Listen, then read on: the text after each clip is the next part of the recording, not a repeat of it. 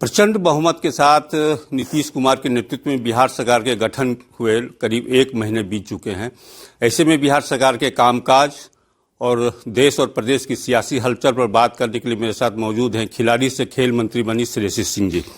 श्रेयसी जी, सबसे पहले नए साल की बहुत बहुत शुभकामनाएं। धन्यवाद आपको और आपके दर्शकों को भी। सबसे पहला सवाल, आप खिलाड़ी से खेल मंत्री बनी है, कैसा चल रहा है बिहार और क्या क्या योजनाएं हैं आपकी? देखिए, अभी आज ही 1 जनवरी की शुरुआत से ही हम लोगों ने जो 2 तरह की स्पॉन्सरशिप बिहार के खिलाड़ियों के लिए अनाउंस की है और पोर्टल खुल चुका है। बहुत से आवेदन आ गए हैं, कुछ दिन और पोर्टल खुला रहेगा। अक्सर क्या होता है कि जब खिलाड़ी एक पद पर पहुंच जाता है, एक पदक जीत जाता है, उसके बाद ही उसके पास चाहे प्राइवेट स्पॉन्सरशिप हो या सरकार द्वारा स्पॉन्सरशिप हो, वो आती है। जो अभी हम लोगों ने स्पॉन्सरशिप खोली है वो बिगिनर्स के लिए, वो ऐसे खिलाड़ियों के लिए है जिन्होंने अभी पदक नहीं जीते हैं लेकिन नेशनल और स्टेट लेवल पर खेल रहे हैं। तो उन खिलाड़ियों को आगे बढ़ावा देने के लिए ऐसी योजना बनाई गई है कि 3 लाख तक और दूसरे फेज में 5 लाख तक की उनको सहायता मिलेगी। तो निश्चित रूप से मुझे लगता है कि बिहार एक पहला राज्य है जिसने इस तरह की स्पॉन्सरशिप शुरू की है जो सरकार द्वारा दी जा रही है। साथ ही साथ अलग अलग जिलाओं में अलग अलग खेलों को लेकर एकेडमी के तहत या सेंटर ऑफ एक्सीलेंस के तहत स्पोर्टिंग इवेंट्स को बढ़ावा देने का की योजना है। जैसे कि बांका में वाटर स्पोर्ट्स, जमुई में शूटिंग रेंज, ठीक उसी तरह से अलग अलग जगह पे आर्चरी भी आएगा। वेट लिफ्टिंग के लिए एक ओलंपिक ट्रेनिंग सेंटर की बात माननीय अध्यक्ष जो इंडियन ओलंपिक एसोसिएशन की है और सांसद है राज्यसभा के पीटी उषा जी, उन्होंने भी बताया। अभी हम लोग स्विमिंग को भी एक बड़े रूप में डेवलप कर रहे हैं जिसके लिए जो इंटरनेशनल स्विमिंग फेडरेशन है उनसे बातचीत चल रही है। साथ ही साथ साइना नेहवाल, गोपीचंद पुलेला, मिथाली राज जैसे कुछ बड़े खिलाड़ी हैं जो अपनी एकेडमीज अब बिहार में आके खोलना चाहते हैं। बिहार जिस तरह से खेल को लेकर आगे बढ़ रहा है, मुझे लगता है कि ये माननीय प्रधानमंत्री जी की सोच और जो उनकी सोच जो 2036 में ओलंपिक्स को आयोजित करने की है उस दिशा के साथ अलाइंड है और पूरी तरीके से माननीय मुख्यमंत्री जी भी अब खेल को बढ़ावा देना चाहते हैं। मेडल लाओ नौकरी पाओ जैसी योजनाओं को आज धरातल पर उतारा गया है और ये बिहार की रियलिटी बन गई है। जिस नौकरी के लिए सिर्फ लोग पढ़ते थे, दौड़ते थे और फिर वो नौकरी पाते थे, आज खेल भी एक माध्यम बन गया है उस नौकरी को पाने के लिए। तो निश्चित रूप से जब इंफ्रास्ट्रक्चर डेवलप होगा तो इंफ्रास्ट्रक्चर के साथ साथ बिहार के खिलाड़ियों को भी बढ़ावा मिलेगा। और जो कुछ इंफ्रास्ट्रक्चर ऐसा बन रहा है जो कि पीपीपी मॉडल पे चलेगा, यानी कि सिर्फ वही खिलाड़ी जो आगे बढ़ के खेल को अपना करियर बनाना चाहता है, सिर्फ उनको नहीं, लेकिन वैसे खेल प्रेमी जो खेल के माध्यम से रिक्रिएशनल एक्टिविटी को भी आगे बढ़ाना देना चाहते हैं, फिटनेस के लिए खेलते हैं, वैसे खिलाड़ियों को भी खेलने का मौका मिलेगा। आप हाल के दिनों में मंत्री बनने के बाद मध्य प्रदेश का भी दौरा किया था, वहाँ के मुख्यमंत्री और खेल मंत्री से आपकी मुलाकात हुई थी, क्या उद्देश्य था इसका और क्या निकला है? देखिए, माननीय मुख्यमंत्री मध्य प्रदेश जी से मिलने का यही उद्देश्य था कि जो वर्तमान में इंफ्रास्ट्रक्चर मध्य प्रदेश में उपस्थित है, खासतौर से भोपाल में, वो इंफ्रास्ट्रक्चर मुझे नहीं लगता कि प्रत्येक खेल के लिए किसी भी और राज्य में अवेलेबल है। उम्मीद यही थी कि जो बिहार के कुछ खिलाड़ी हैं जिनको यहाँ इंफ्रास्ट्रक्चर नहीं मिल पा रहा है, कुछ समय तक, जब तक बिहार अपना इंफ्रास्ट्रक्चर नहीं बना ले तब तक वो वहाँ जाके ट्रेनिंग ले सके, ताकि उनको भी जो एक इंटरनेशनल नेशनल लेवल का इंफ्रास्ट्रक्चर होता है उसमें खेलने का एक्सपीरियंस भी हो और सही प्रशिक्षण भी मिल पाए। माननीय मुख्यमंत्री जी ने अपनी इस बात पर सहमति भी दी है और आगे आने वाले समय में कुछ ऐसे खिलाड़ी जो बिहार के राज्य और राष्ट्रीय लेवल पर खेल रहे हैं उनको वहां जाने का मौका दिया जाएगा। एक बड़ा मामला सामने आया है, उत्तराखंड की मंत्री हैं रेखा आर्य, उनके पति के द्वारा एक बयान दिया गया है कि अगर आपकी शादी नहीं हो रही है तो बिहार चले जाइए, वहाँ लड़कियां 20 से 25 हजार में मिल जाती हैं। आप एक महिला हैं, इस बयान को किस रूप में देखती हैं? एक बिहारी होने के नाते, एक बिहारी महिला होने के नाते मुझे लगता है कि इस तरह की बात बहुत ही नीच है और नहीं करनी चाहिए। सिर्फ महिलाओं का अपमान नहीं हुआ है, प्रत्येक बिहारी का अपमान किया है उन्होंने।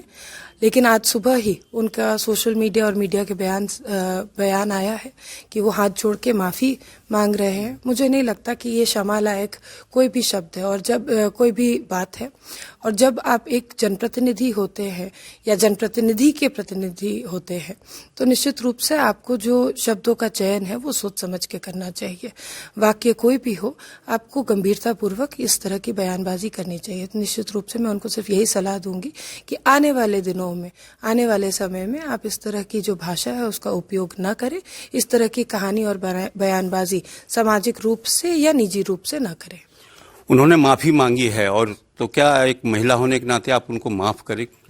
देखिए, बांध से निकाला हुआ तीर और मुख से बोले हुए शब्द को वापस नहीं लिया जा सकता है, लेकिन क्योंकि माफी मांगने में कहीं ना कहीं ये तो एहसास निश्चित रूप से उनको हुआ है कि गलत बोला है उन्होंने, और जैसा हमने कहा, जो सलाह हमने उनको दी, वो आगे उसको अपने ध्यान में रखेंगे, आगे कम से कम इस तरह की बातें नहीं करेंगे। तेजस्वी यादव चुनाव के बाद लगातार बाहर थे, उन पे सवाल भी उठ रहे थे कि विदेश दौरे पे हैं, अब कम बैक किए हैं। इसी मामले को लेकर उन्होंने सोशल मीडिया पे कल एक पोस्ट किया है कि बीजेपी हमेशा महिलाओं के खिलाफ रही है, और क्या कहेंगे? बीजेपी महिलाओं के खिलाफ ये कहना बहुत आसान है तेजस्वी यादव जी के लिए, क्योंकि उन्होंने अभी अभी मैंडेट खोया है, यहाँ तक अपना खुद का चुनाव वो हार गए थे। लेकिन महिलाओं ने जिस तरह से भारतीय जनता पार्टी और एनडीए का साथ दिया, ये मुझे लगता है कि बिहार इलेक्शन में सबसे उभर कर दिखने वाली चीज थी कि युवाओं और महिलाओं ने साथ दिया है। तो इस तरह की खोखली बयानबाजी से कोई फायदा नहीं होने वाला है। 1 महीने लंबे इंटरनेशनल टूर पे थे और वहां से आने के बाद बिना कुछ धरातल की सच्चाई जाने एक रिव्यू मीटिंग भी कर लेते शायद अपने कार्यकर्ताओं के साथ बैठकर, तो ये समझ में आता कि ना तो भारतीय जनता पार्टी महिलाओं के खिलाफ है और ना महिलाएं भारतीय जनता पार्टी के खिलाफ है। बिहार में आपको प्रचंड जीत मिली एनडीए को, अब मिशन बंगाल है। टीएमसी सांसद अभिषेक बनर्जी का एक बयान आया है कल कि बीजेपी एक सांप की तरह है, वो घर में रहेगा तो डसेगा ही, इसलिए इस बार के चुनाव में एक भी सांप बंगाल में देखने को नहीं मिलेगा। जैसा हमने कहा कि खोखली बयानबाजी करने विपक्ष के नेताओं की आदत सी बन गई है। जिस तरह का सपोर्ट अन्य राज्य में भारतीय जनता पार्टी को मिला और एनडीए को मिला, ठीक उसी तरह का सपोर्ट आने वाले चुनाव, वेस्ट बंगाल के चुनाव में भी देखने के लिए मिलेगा। क्या लग रहा है वहां? देखिए, सरकार बनेगी और मुझे लगता है कि कहीं ना कहीं एक ऐसा रिजल्ट आएगा जो इस तरह की खोखली बयानबाजी को समाप्त कर देगा। अच्छा, हाल के दिनों में एक नाम बिहार की राजनीति में बहुत चर्चा में रहा है, वो नाम है नितिन नवीन का। जी। क्या आपको लगता है कि उम्मीद थी कि बीजेपी नितिन नवीन जैसे व्यक्ति को कार्यकारी राष्ट्रीय अध्यक्ष बना सकता है? देखिए, बीजेपी का जो संगठन है, संगठन में कार्यकर्ताओं को सिर्फ देवतुल्य बोला नहीं जाता है, लेकिन वाकई में देवतुल्य होते हैं। जो कार्यकर्ता संगठन के लिए काम करता है, संगठन को बढ़ाता है, उस कार्यकर्ता को पूजा जाता है और उसको सही पद पे भी पद भी दिया जाता है, दायित्व भी दिया जाता है।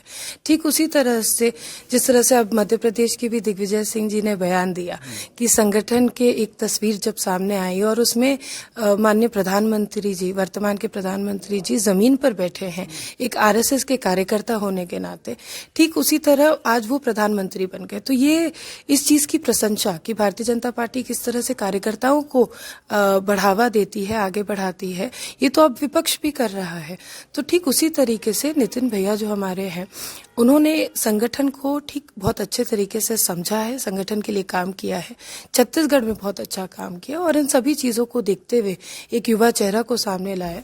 मुझे लगता है कि इसकी हम प्रशंसा कर सकते हैं और साथ ही साथ युवाओं की जो भागीदारी भारतीय जनता पार्टी में एक पॉलिटिकल एक्टिविस्ट के रूप में दिखने के लिए मिलती है, उसमें एक बहुत बड़ी मजबूती मिलेगी। कार्यकारी अध्यक्ष बनाए जाने के बाद, नितिन नवीन को कार्यकारी अध्यक्ष बनाए जाने के बाद, खास करके बीजेपी में जो युवा चेहरा हैं, उनके तो हौसले बुलंद हुए होंगे। मुझे लगता है कि देश भर के युवाओं का हौसला बुलंद हुआ है कि हमेशा हम लोगों ने कहा है कि राजनीति में युवाओं को आना आवश्यक है। एक नई सोच, एक ऊर्जावान सोच की आवश्यकता है। तो निश्चित रूप से नितिन नवीन जी के कार्यकारी अध्यक्ष बनने से सिर्फ भारतीय जनता पार्टी के कार्यकर्ता नहीं, बल्कि देश भर के युवाओं में एक नई ऊर्जा दिखने को मिली है और मुझे पूरा यकीन है कि उनके नेतृत्व में ये संगठन और मजबूत होगा। एक और युवा चेहरा है जिसकी चर्चा लगातार इन दिनों हो रही है, निशांत। क्या नीतीश कुमार के लड़के निशांत को राजनीति में आना चाहिए? लेकिन फिर सवाल उठता है कि नीतीश कुमार परिवारवाद के खिलाफ हैं, तो क्या निशांत के राजनीति में आने से उन पर परिवारवाद का धब्बा नहीं लगेगा? देखिए, मुझे लगता है कि जहां एक तरफ माननीय मुख्यमंत्री जी ने अपने पूरा जीवन राजनीति को दे दिया और इस तरह की राजनीति की जहां बिहार में मूलभूत सुविधाओं की जो कमी थी उसको लगातार आगे बढ़ाने का काम किया, घर घर तक पहुंचाने का काम किया। वहीं दूसरी तरफ उनके बेटे अगर आज राजनीति में आना चाहते तो ये निर्णय उनका और उनके परिवार का है। निश्चित रूप से हम सभी लोग समर्थन करेंगे। और जब एक बिजनेसमैन के बेटे को अपने बेटे को बिजनेस सौंपता है या एक शिक्षक अपने बेटे को या बेटी को शिक्षिका बनाना चाहता है तो उसमें कोई गलती नहीं दिखती है। लेकिन जब यही चीज अगर कोई पॉलिटिशियन करता है तो बहुत से लोग टिप्पणी करते हैं। आप मुझे बताइए कि एक छोटे बच्चे के लिए सबसे पहला रोल मॉडल उनके पिता और माता ही होते हैं। तो अगर उनके पिता राजनीति में हैं और वो भी राजनीति में आना चाहते हैं तो उसमें गुनाह क्या है? आखिरी सवाल, रोजगार और पलायन के मुद्दे को लेकर एनडीए को प्रचंड बहुमत दी यहाँ की जनता ने।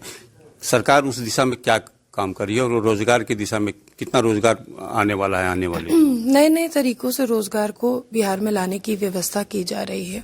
बहुत से ऐसी प्राइवेट एजेंसीज हैं जिनके साथ एमओयू साइन करके भी उनको इनवाइट किया जाएगा। खासतौर से अगर हम सूचना प्रौद्योगिकी विभाग के बारे में बात करें तो नए बीपीओज और नए यूनिट्स की वजह से रोजगार को बढ़ावा मिलेगा। बातचीत करने के लिए बहुत बहुत धन्यवाद। तो सुना आपने, ये थे बिहार सरकार के खेल मंत्री श्री ऋषि सिंह, जिन्होंने सारे सवालों का बेबाकी से जवाब दिया। राकेश कुमार सिंह, बिहार तक, जमुई।